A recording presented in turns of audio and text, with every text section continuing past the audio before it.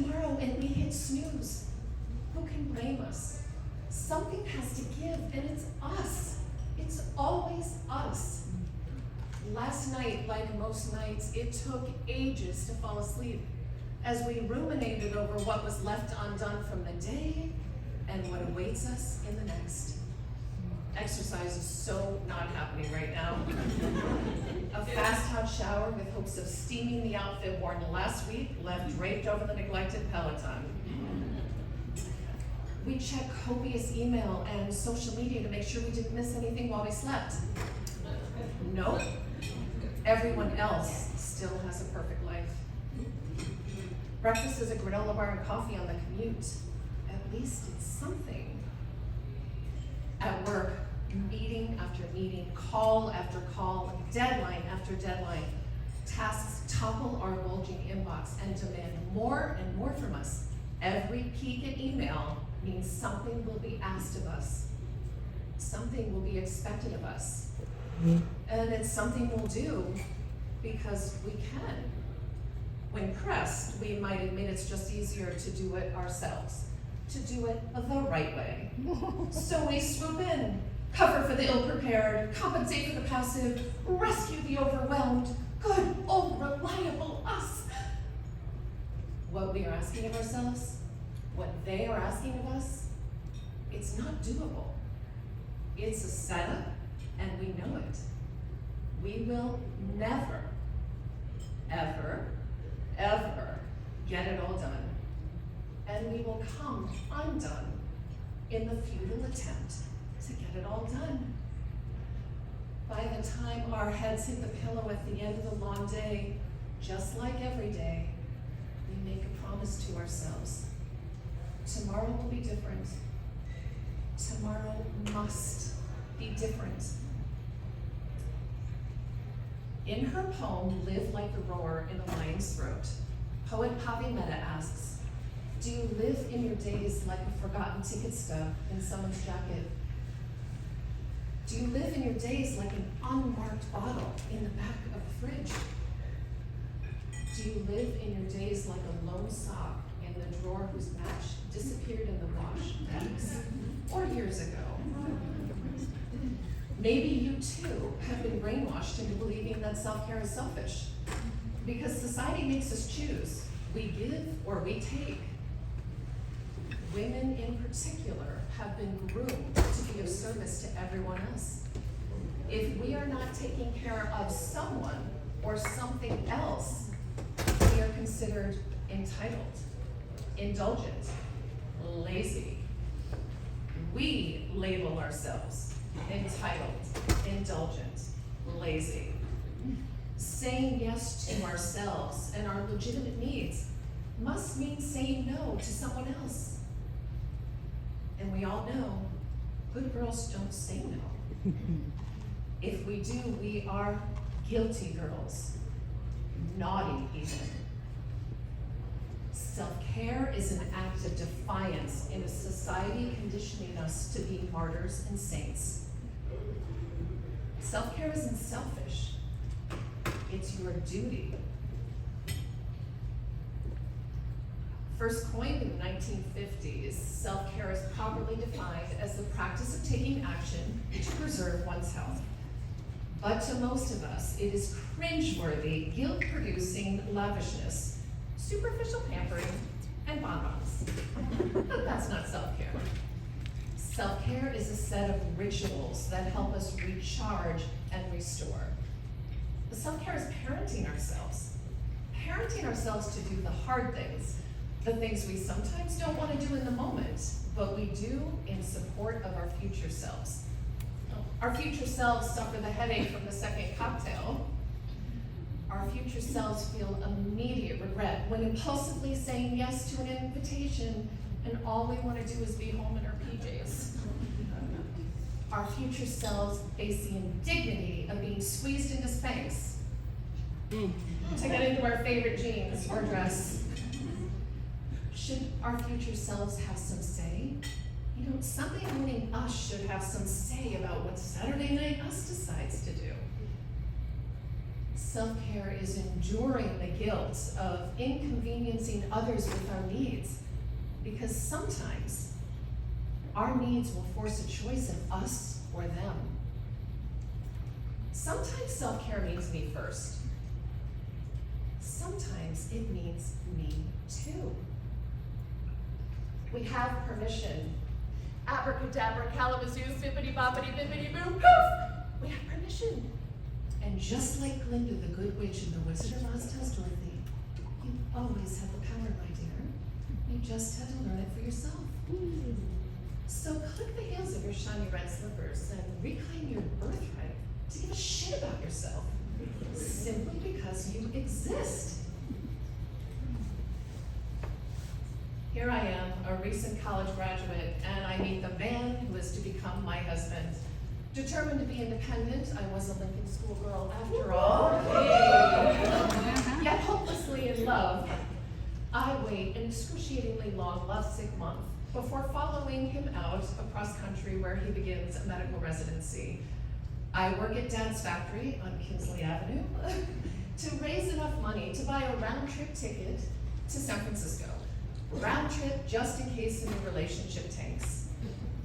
I land a job at San Francisco City Magazine, a luxury publication. I marry and professionally arrive by selling advertising in 45 national publications for Time Inc., including Business Week, Sports Illustrated, Forbes, Fortune, Bon Appetit. Oh, I want this life so bad that I try to outwork everyone. You see, when someone doesn't feel like she is enough, she will often compensate by doing too much. I want this life so bad that I sell more than advertising pages. I sell my soul. I nail the human doing part, check. The human being part, not so much. One day I miss a meeting, one meeting, and that's all it took. I don't miss meetings. I don't forget about meetings, but I did, and that's when I knew it's over. Sheer will and pride, fear of losing my hard-earned reputation, or the panic of being exposed as an imposter cannot propel me forward. It's the first time I understood I will never, ever be able to do enough, to feel like I am enough, to be enough. In my despair, I see only one way out, and it's death. I choose the death of my career over my own demise. 2 weeks after making the decision to quit, and 1 week of antidepressants, my husband and I conceived a child after trying for years. Finally, now pregnant and frantic to heal, I execute my departure from corporate America, and I make some space in my life for me, and quickly fill it with a child. Instead of being the best in the boardroom and the top of the sales charts, I transferred my professional perfectionism to motherhood. We all know these women, that was me.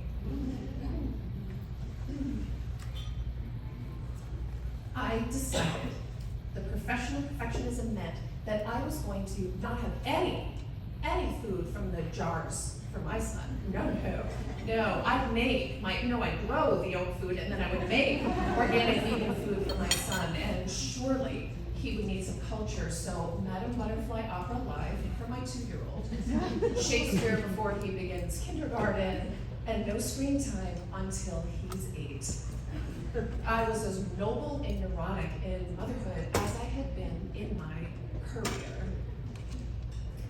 Self-care is a responsibility to ourselves and to those we love. Sometimes it just takes a little quiet. The artist Pink sings, "The quiet scares me because it screams the truth." I was afraid of the quiet. What about you? I was afraid of the truth. Anybody else? Being in our own company can be terrifying. One day I signed up for a 5-day silent Zen meditation retreat. that was no treat. 5 seconds, maybe 5 minutes, horrifying. 5 days, we have entered dragon slaying territory. Day 1, and we begin by sitting and focusing on a blank wall for 30 minutes. Then walking for 5 minutes, sitting for 30 minutes, walking for 5 minutes. And after the first few rounds, I walk myself to the bathroom and discover blood. A lot of blood. My deranged deduction, wow, I am so spiritual that I earned hemorrhoids for time logged on a meditation session. That was my deduction. I took pride in my endurance. Being alone in silence without the distraction of busyness was so excruciating that even the lining of my colon packed its bags and left. More than one had called me anal before, but really? Days later, I received the news: ulcerative colitis, pneumonia, shingles, asthma, allergies, depression quickly followed. When I should have been counting breaths, I was counting the seconds between bathroom breaks. Self-neglect is selfish. Motivational speaker Jim Rohn tells us, you take care of you for me, and I'll take care of me for you.